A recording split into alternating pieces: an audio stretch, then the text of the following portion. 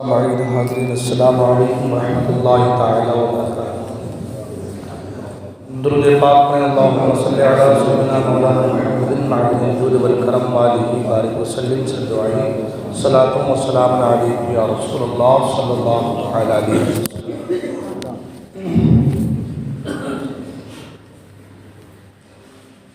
نماز کا پانچواں فرض یعنی سجدہ، اس کے حوالے سے گفتگو چل رہی تھی۔ مسئلہ یہ ہے کہ دوسری رکعت کے لیے سجدہ سے اٹھ کر پنجوں کے بل گھٹنوں پر ہاتھ رکھ کر کھڑا ہونا سنت ہے، لیکن اگر کمزوری وغیرہ عذر کی وجہ سے زمین پر ہاتھ رکھ کر اٹھے تو حرج نہیں۔ جو ہم سجدے سے واپس قیام کی طرف آتے ہیں تو اس وقت اٹھنے کا جو سنت طریقہ ہے وہ یہ ہے کہ پنجوں کے بل اور ہاتھ کو گھٹنوں پر رکھ کر کھڑا ہونا چاہیے، یہ سنت طریقہ ہے۔ لیکن کمزوری کی وجہ سے بہت سے لوگ نہیں اٹھ پاتے ہیں تو زمین پر ٹیکا لے کر کے کھڑا ہوتے ہیں، اٹھتے ہیں۔ تو اگر کوئی کمزوری یا کوئی عذر وغیرہ ہے تو زمین پر ہاتھ رکھ کر اٹھنے میں کوئی حرج نہیں۔ سجدہ میں نظر ناک کی طرف کرنا مستحب ہے۔ اگر سجدہ میں پیشانی خوب نہ دبی تو نماز ہی نہ ہوگی، اور ناک ہڈی تک نہ دبی بلکہ ناک زمین پر صرف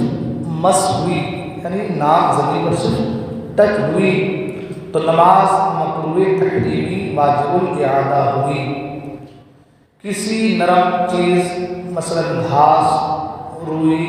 قالین وغیرہ پر سجدہ کیا تو اگر پیشانی جم گئی یعنی اتنی دبی کہ اب دبانے سے نہ دبے تو جائز ہے ورنہ نہیں۔ ابھی آج کے دور میں کیونکہ بہت ہی زیادہ اب آسانیاں لوگ تلاش کرتے ہیں اور آسانیاں دی جاتی ہے، تو بعض مسجدوں میں ایسا بھی دیکھا کہ بڑے موٹے موٹے قالین رہتے ہیں،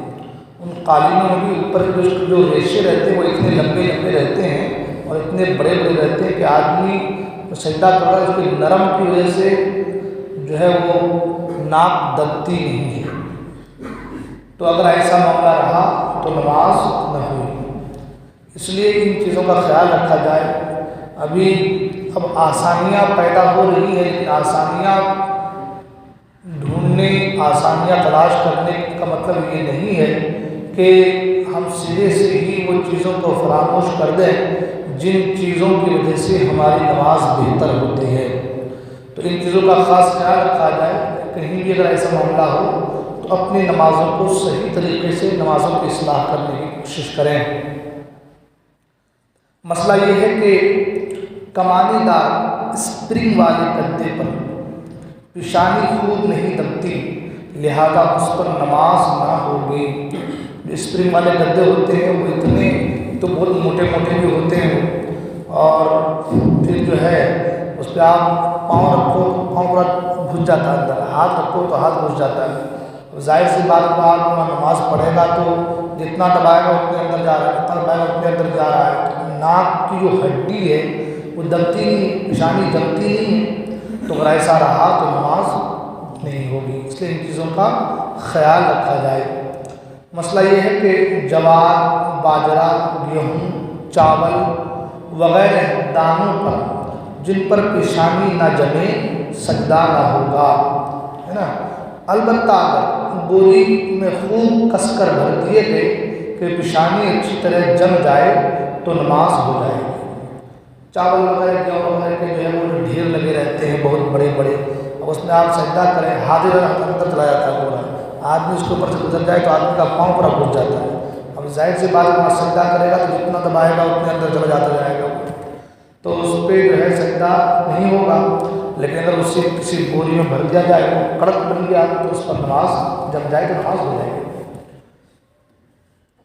مسئلہ یہ ہے کہ گلوبن، پگڑی، ٹوپی یا رومال سے پیشانی چھپی ہوئی ہے تو سجدہ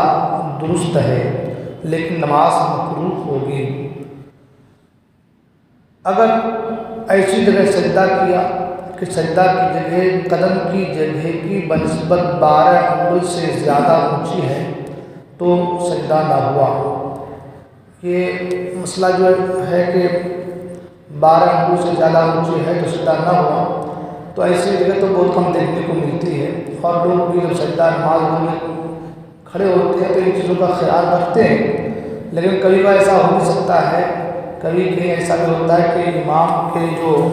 مصلی رہتا ہے وہ اونچا کر دیا جاتا ہے، مقتدیوں کا نیچا ہو جاتا ہے۔ بعض جگہوں میں مسجدوں میں کام چلتا ہے تو وہ امام صاحب کے لیے ٹائلس لگا دی گئی ہے، لیکن ان کا بھی ٹائلس لگانے کا تو ان کا نیچے کا معاملہ رہتا ہے۔ تو کہنے کا مطلب یہ ہے کہ سجدہ جب کیا جائے تو سجدے کی جگہ قدم کی جگہ کے بنسبت 12 انگل اس حساب سے نہیں، اس حساب سے 12 انگل ہے نا سے زیادہ اونچی ہے تو سجدہ نہ ہوا۔ سجدہ زمین پر بلا حائل کرنا مستحب ہے، یعنی مصلی یا کپڑے پر نماز پڑھنے سے زمین پر نماز پڑھنا مستحب و افضل ہے۔ اگر کسی عذر کے سبب پیشانی زمین پر نہیں لگا سکتا تو صرف ناک پر سجدہ کرے، لیکن اس صورت میں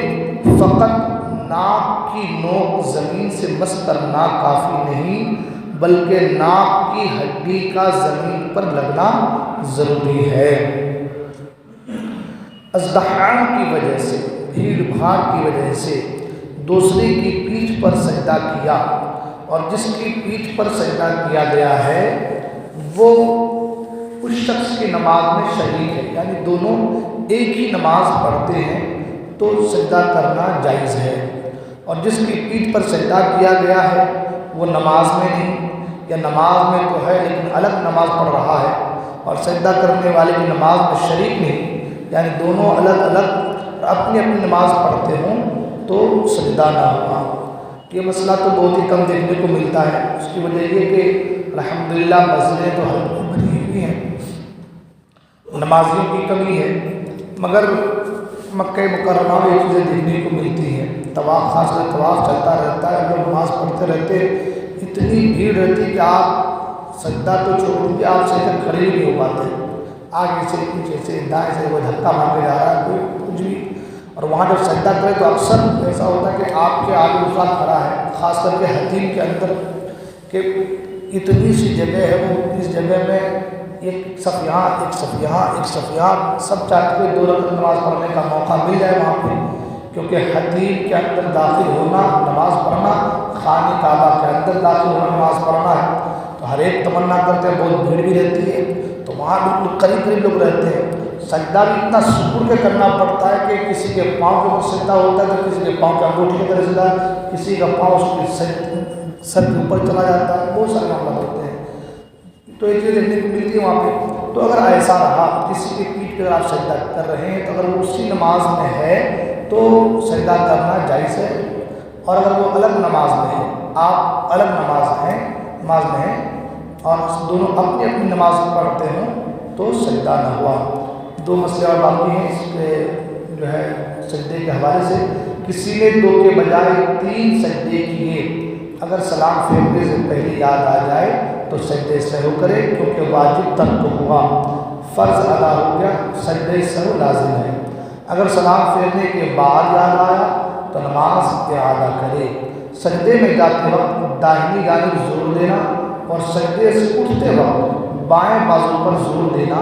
یہ مستحب طریقہ ہے، یہ مستحب ہے۔ اللہ تعالیٰ ہم تمام کہنے سننے سے زیادہ عمل کرنے کی توفیق عطا فرمائے، اپنے حبیب زبان گناہوں